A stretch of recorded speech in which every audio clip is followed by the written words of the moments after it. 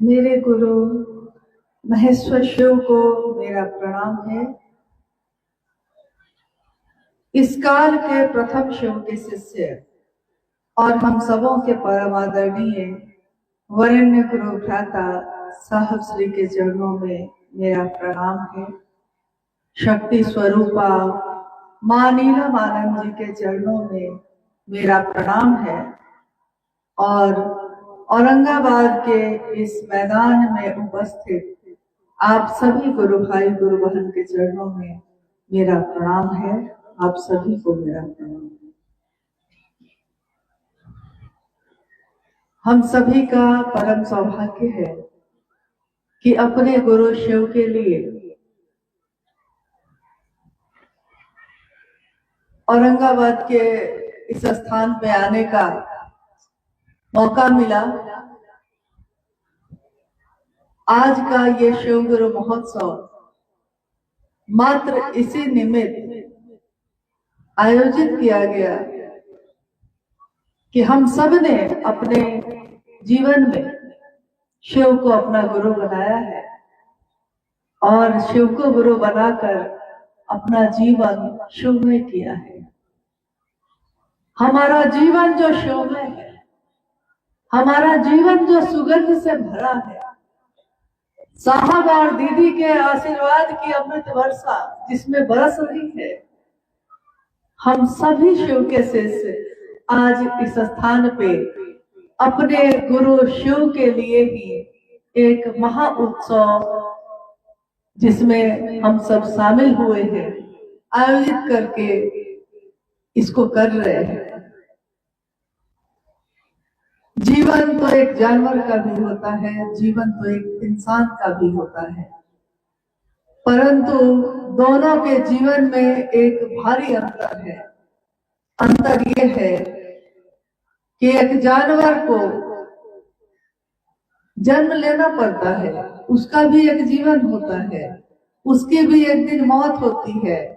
जब वो जीवन में रहता है तो उसके जीवन में भी बच्चे आते हैं, परंतु इंसान के जीवन में जन्म लेना भी है, जीवन जीना भी है, एक दिन लय भी होना है, परंतु इस जीवन में आने का जो मौका मिलता है एक इंसान को, उसमें एकमात्र जीव मानव इंसान ही एक ऐसा है जो शिव होने की पात्रता रखता है।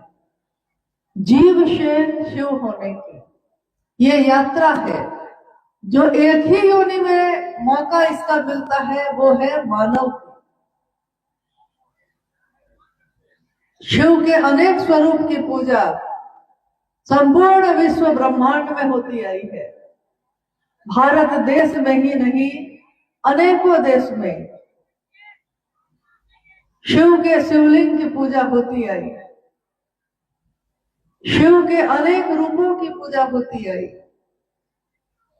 समस्त दिशाएं जिसका वस्त्र है, सारे राशि नक्षत्र जिसके नियंत्रण में है, जिसके कारण ये काल घूम रहा है और सब कुछ उनकी इच्छा से ही पैदा होता है, रहता है और खत्म होता जा रहा है। उस शिव के किसी भी एक स्वरूप की पूजा करना यानी शिव के खंड स्वरूप से जुड़ना ही कहा जाता है, परंतु शिव का एक रूप जो समग्र स्वरूप है, समग्र यानी कि उसमें सारे जितने भी रूप हैं उनके सब के सब रूप एक साथ प्रकट हो जाए, ये किस रास्ते से हम जाए तो हो जाए। तो आपने सुना अभी कि पहला सूत्र करते हैं हम, दूसरा सूत्र करते हैं हम, तीसरा सूत्र करते हैं हम।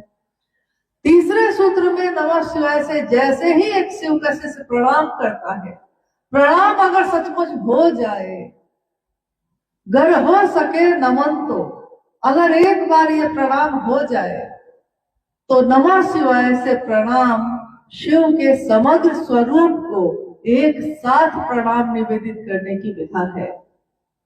जो चीजें हमको बहुत साधारण दिखाई देती हैं, जो काम हम करते हैं अपने जीवन में रोज, जिसको करने से हमको लगता है कि ये तो बहुत आसान और सरल है, परंतु उसके परिणाम बहुत व्यापक है। एक बूंद की कोई औकात नहीं, एक बूंद पानी की अपनी कोई बिसात नहीं। वो बूंद अगर समंदर में मिल जाए तो उसकी ताकत समंदर जैसी होती है। उसी तरह एक मानव जब जीव है और शिव हो जाता है, शिव से मिल जाता है, उसका मन शिव में डूब जाता है, तो उसकी ताकत शिव जैसी हो जाती है। और इस कालखंड में जब हमने और आपने शिव को अपना गुरु बनाया, जिनका संदेश रहा, जिनका संदेश है साहब श्री का, दीदी माँ का, ये संदेश कि आइए भगवान शिव को अपना गुरु बनाते हैं, इस संदेश से आज समस्त मानव जाति शिव भाव से आप्लावित हो रही है और गति बढ़ती जा रही है। हम खुद जो भी करना चाहते हैं, हमको लगता है कि हाँ हम करते हैं, परंतु हम अनुभूत करते हैं कि हमारे आपके हाथ में कुछ भी नहीं है। ये सारी चीजें वहीं से नियंत्रित होती हैं। कोई मिलता है, कोई छूट जाता है, किसी के साथ चलते हैं, किसी का साथ छूट जाता है। ये क्या मेरे आपके कारण होता है? मैंने कितनी बार सोचा कि क्या मेरे चाहने से कोई व्यक्ति मेरे साथ चलेगा या मेरा साथ छोड़ेगा?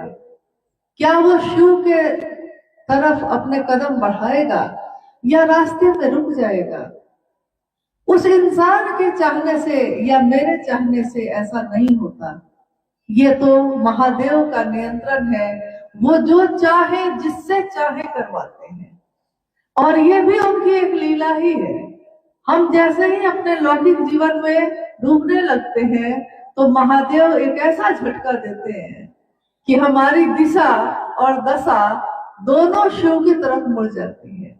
हम कहाँ संसार में डूबने लगते हैं, हम कहाँ संसार में फंसने लगते हैं, और महादेव हमको और आपको कोई ना कोई ऐसा कारण, कोई ना कोई ऐसी बात पैदा करते हैं जिससे हमारा मन फिर से महादेव के तरफ मुड़ जाता है।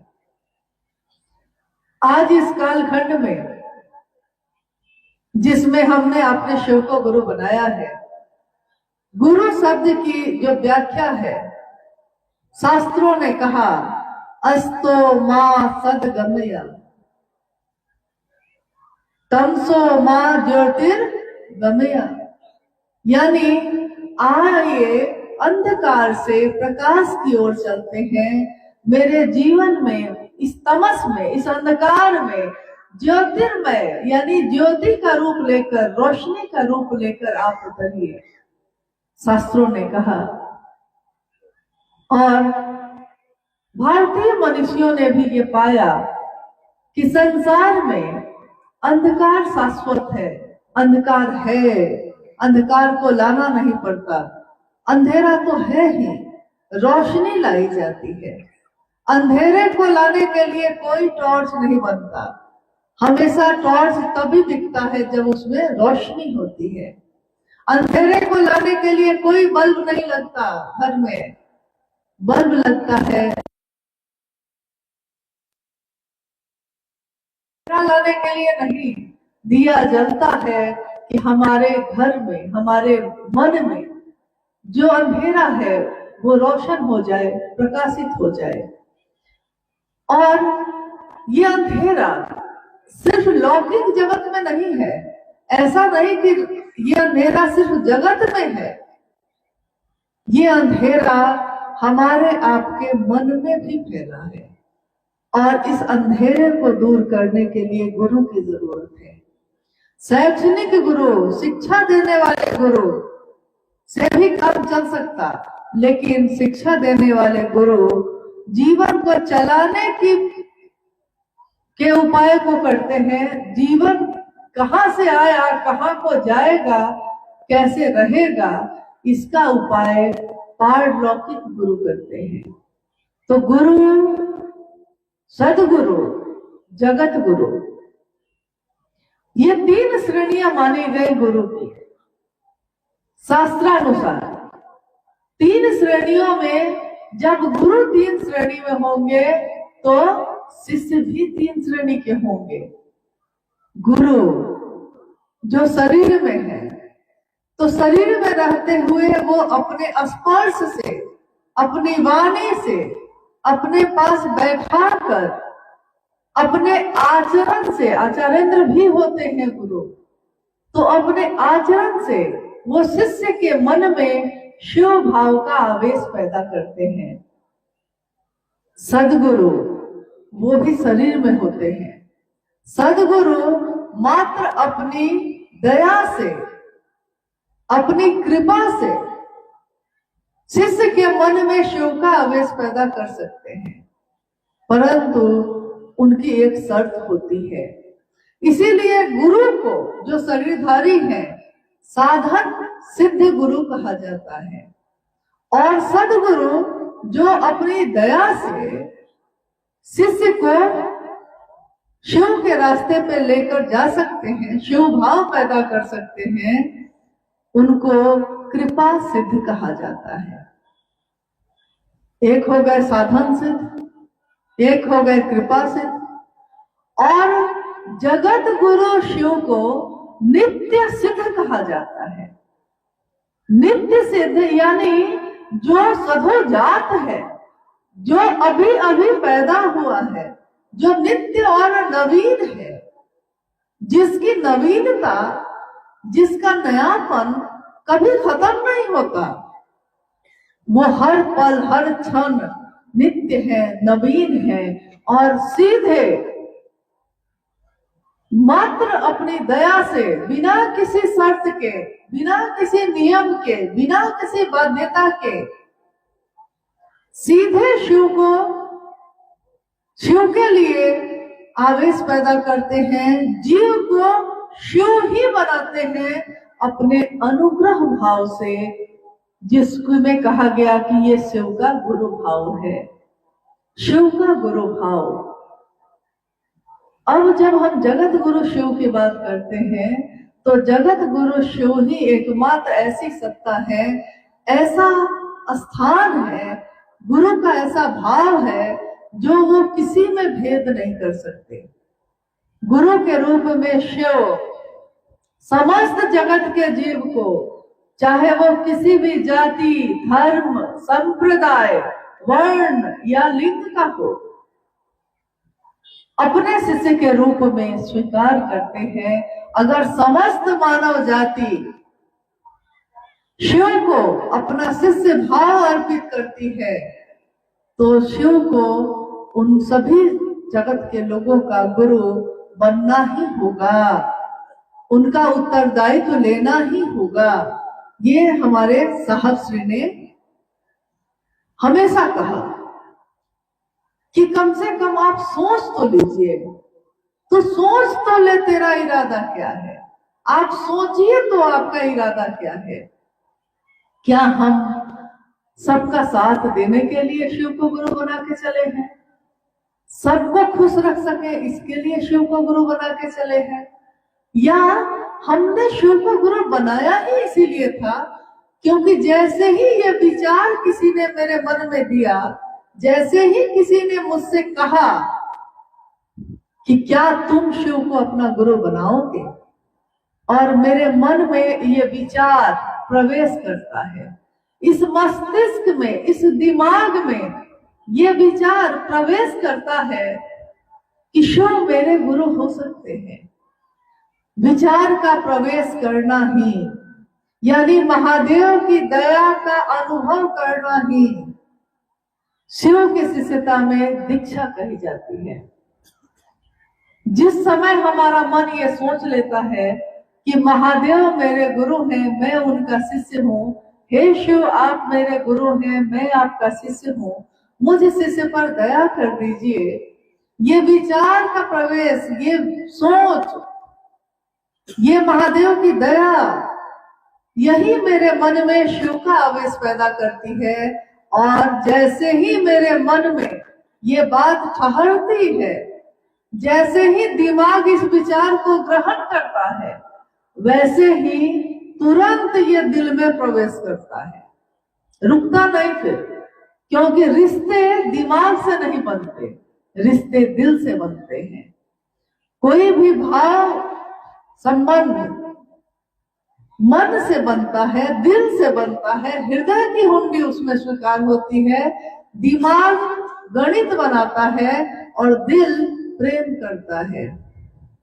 दिमाग 2 और 2 4 करता है और दिल कोई गणित नहीं बनाता, वो बस प्यार करता है। कर ले शिव गुरु से प्यार, अमृत बरसेगा। महादेव से अगर प्यार हो जाए, हमारा मन उस महादेव को प्रेम कर सके। एक बार साहब ने कहा कि आप रोते हैं अपने जीवन के लिए, अपनी कामनाओं के लिए, अपने मनोकामना की पूर्ति के लिए, लेकिन अगर आप किसी दिन रो पाइए, अगर आप रो दीजिए महादेव के लिए, महादेव के लिए मेरी आंखों से अगर आंसू निकल जाए, तो साहब ने कहा क्या नहीं हो सकता है। ये धरती अपनी जगह छोड़ सकती है, ये आसमान अपनी जगह से हट सकता है, अगर आप शिव के लिए रो सकते हैं।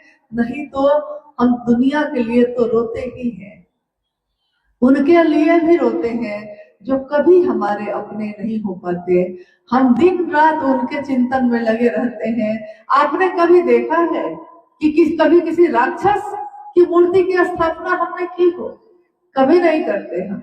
हम देवताओं की मूर्ति की स्थापना करते हैं, जो हमारा शुभ चाहते हैं, जो हमारा जीवन शिवमय हो जाए, इसका आशीर्वाद देते हैं। हम उनकी तस्वीरें लगाते हैं, उस मूर्ति की, उस शिवलिंग की स्थापना करते हैं। परंतु जो हमारा अशुभ करता हो, जो हमारा अहित करता हो, जो हमारे बारे में हमेशा नकारात्मक सोचता हो, हम उसकी स्थापना अपने घर के पूजा घर में भी नहीं करते। और ये मन, जिस मन में हमने शिव को अपना गुरु बनाया है, इस मन में जहाँ शिव की स्थापना हुई है, वहां अगर जगह ही देना है तो वैसे लोगों का दीजिए जो आपके जीवन का सुख चाहते हो और जो शिव की तरफ चलने और चलाने का जज्बा रखते हो। अगर जगह ही देनी है अपने जीवन में तो उनको दीजिए जो शिव के लिए जीते हैं, शिव के लिए मरते हैं, जिन्होंने अपने जीवन को छोड़ दिया है बंदगी के लिए, जिन्होंने महादेव के प्रेम में अपना सर्वस्व लुटाया है। अगर जीवन देना ही है, जीवन में जगह ही देनी है, तो उनके लिए देना चाहिए। अक्सर हमारे जीवन में कोई ना कोई घटना होती है और वो घटना या वो कोई कहानी हमारे जीवन की दशा और दिशा को बदल देती है। हमारे आपके साथ बहुत सारे वैसे लोग भी मिलते हैं जो हमारे मन को शिव भाव से भरते हैं। एक बार की एक घटना है और ये सच्ची घटना है। हम हमेशा समीक्षा करते हैं, हम हमेशा दूसरे की समीक्षा करते हैं, हम हमेशा ये सोचते हैं कि अमुक व्यक्ति ने महादेव का काम कितना किया या नहीं किया, परंतु हम ये भूल जाते हैं कि मेरा जीवन जो है, मैं अपने गुरु का काम कितना कर पाती हूँ, ये मेरी अपनी यात्रा है। मुझको अगर समीक्षा करनी ही है तो मुझको इस बात की करनी चाहिए। एक घटना है कि एक बार एक व्यक्ति जो वर्षों से बीमार पड़ा था और वो इतना बीमार पड़ता रहा हमेशा कि एक दिन उसने बिस्तर पकड़ लिया। कितने महीने बीत गए, बिस्तर पर से हिला भी नहीं। एक बार एक शिव का शिष्य, एक गुरु भाई उनसे मिलने गए। जब वो बैठे उसके पास तो उन्होंने कहा कि लोग आते हैं ना मिलने भैया। तो उस व्यक्ति ने जो बिस्तर पे पड़ा था उसने कहा, हाँ लोग तो आते हैं बहुत मिलने, परंतु जो आता है वो मुझसे सहानुभूति जता के चला जाता है, मुझ पे तरस खा के चला जाता है और कहता है क्या करिएगा, अब जीवन में ऐसा मिल ही गया है तो क्या करिएगा, ऐसे ही जीवन कटेगा, अब तो बिस्तर पे ही लगता है मौत हो जाएगी, यही कहते हैं और चले जाते हैं। तो उस गुरु भाई ने, शिव के शिष्य ने उस व्यक्ति से कहा, भैया जब आपने देख ही लिया है कि लोग कितने अपने हैं तो आप महादेव को गुरु क्यों नहीं बनाते। उस व्यक्ति ने, जो बिस्तर पे था, उसने कहा महादेव को गुरु बना के क्या करना होगा। तो इस गुरु भाई ने कहा कि बस महादेव से मन ही मन दया मांगनी होगी, जहां मौका मिलेगा महादेव की चर्चा कर लीजिएगा। कोई जो मिलने आता है ना, आप चल तो नहीं सकते, आप बिस्तर से उठ नहीं सकते, तो जो मिलने आएगा उसी से महादेव की बात कर लीजिएगा, मन ही मन दया मांगते रहिएगा। और अगर सांस पे नमः शिवाय कर सकिए, क्योंकि माला भी पकड़ने की ताकत आपके हाथ में नहीं है, सांस में ही महादेव का नमन कर लीजिएगा नमः शिवाय से। मैं रोज आपसे मिलने आऊंगा, आप जरूर इस काम को करिएगा। वो गुरु भाई चले गए। इस व्यक्ति ने शिव को अपना गुरु माना और महादेव से दया मांगनी शुरू की।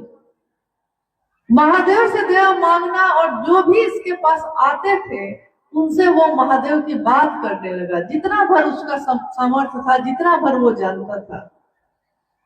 महादेव को सांस में ही प्रणाम नमः शिवाय से करने लगा। कुछ महीने बीतते बीतते, 2-4 महीने बीतते बीतते उसके हाथ और पैरों में ताकत आने लगी, उसके शरीर में ताकत आने लगी। धीरे धीरे वो गुरु भाई उनके पास जाते रहे और उनका उत्साह बढ़ाते रहे। महादेव आपके गुरु हैं, महादेव आपको ठीक करते रहेंगे, ये बात उनको बार बार याद दिलाते रहे। एक दिन ऐसा आया कि वो व्यक्ति जो बरसों से बिस्तर से हिला भी नहीं था, बिस्तर से उठकर बैठ गया और उठने की कोशिश की उसने, सहारा लेकर खड़ा हो पाया। जो बरसों से जड़ता में था, जो बरसों से हिला नहीं था, वो आज अपने पांव पे महादेव की दया से खड़ा हो पाया। जब वो गुरु भाई आए मिलने तो उन्होंने कहा कि अरे आज तो आप खड़े हो पाए, 2 कदम चलिए ना भैया। वो 2 कदम चल भी पाया और समय का अंतराल गुजरा। कालांतर में वो 2 कदम क्या 10 कदम चल पाया। फिर उसने धीरे धीरे चलना शुरू किया और एक दिन ऐसा आया कि उस गुरु भाई के कहने से, शिव के शिष्य के कहने से उसने कहा कि अब मैं थोड़ा दौड़ भी सकता हूं। तो उसने कहा दौड़िए। किसने रोका है? महादेव की दया से आपको जीवन मिला है तो दौड़िए। तो बड़ी मुश्किल से वो उस दिन पहली बार 1 किलोमीटर तक दौड़ पाया। एक जो हिल नहीं सकता था वो 1 किलोमीटर तक दौड़ पाया। ये उसके जीवन की सबसे बड़ी संपत्ति थी। जब वो खुश होकर हंसा, महादेव की तरफ मन गया उसका और उसने महादेव को कृतज्ञता व्यक्त की, महादेव आपने बड़ी दया की। उसी समय उसको एक व्यक्ति मिले और उस व्यक्ति ने उससे कहा कि दौड़ रहे थे क्या? तो इसने कहा कि भैया मैं 1 किलोमीटर दौड़ा। उस व्यक्ति ने कहा, जो अभी अभी उससे मिला था, उसने कहा बस 1 ही किलोमीटर दौड़े? मैं तो 20 साल से रोज 20 किलोमीटर दौड़ता हूं, तुम बस 1 किलोमीटर दौड़ के खुश हो गए हो? मेरे सामने तुम क्या हो? साहब ने कहा, इस कहानी को बताते समय साहब ने कहा कि ऐसा ही हाल है हमारा आपका। कोई बरसों से जड़ता में जकड़ा हुआ है, शिव को गुरु मानकर वो चलना शुरू करता है, 2 कदम चलता नहीं है कि 20 साल 30 साल पुराने गुरु भाई मिल जाते हैं उसको और वो उसको नीचा दिखाने लगते हैं, कहने लगते हैं कि बस तुमने एक घोषणा की, मैंने तो इस पूरे क्षेत्र में घोषणा की है, मैं तो 20 साल से घोषणा कर रहा हूं। इसका चेहरा मुरझा जाता है। नए गुरु भाई, नए गुरु बहन जो अभी अभी उन्होंने शिव शिष्यता का रास्ता चुना ही था, चलना ही शुरू किया है, हमारी उस बात को सुन के टूट जाते हैं, उदास हो जाते हैं, सोचते हैं कि इस भैया के सामने मैं क्या हूं, कुछ भी नहीं।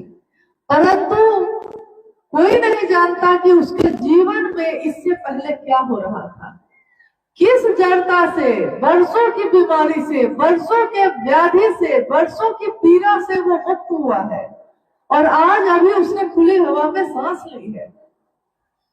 तो हम सभी गुरु भाई गुरु बहनों को अपने आने वाले नए गुरु भाई गुरु बहनों का उत्साह बढ़ाना चाहिए और यहाँ तक कि उनके रास्ते पे खड़े ना होकर उनको अपने को हटाकर चलने का रास्ता देना चाहिए, क्योंकि साहब कभी किसी के सामने खड़े नहीं हुए। अगर साहब खड़े हो जाते तो दुनिया का कोई आदमी शिव की तरफ नहीं चल पाता। लेकिन एक व्यक्ति होता है, एक रास्ते पे एक व्यक्ति होता है जो रास्ते पे पड़े पत्थर को हटा देता है, और एक व्यक्ति होता है जो रास्ते के पत्थर को देखकर उससे बच के निकल जाता है।